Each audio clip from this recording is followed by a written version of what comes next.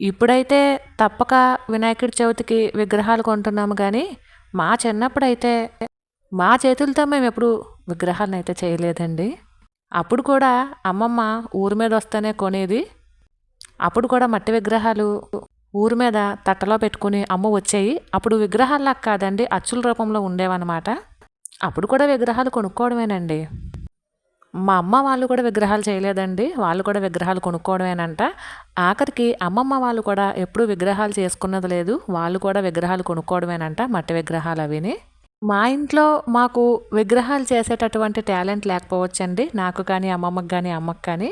కానీ నా కూతురైతే విగ్రహాన్ని తయారు చేసింది. ఇది తను ఫస్ట్ క్లాస్‌లో ఉండగా క్లేతో తయారు చేసిందండి.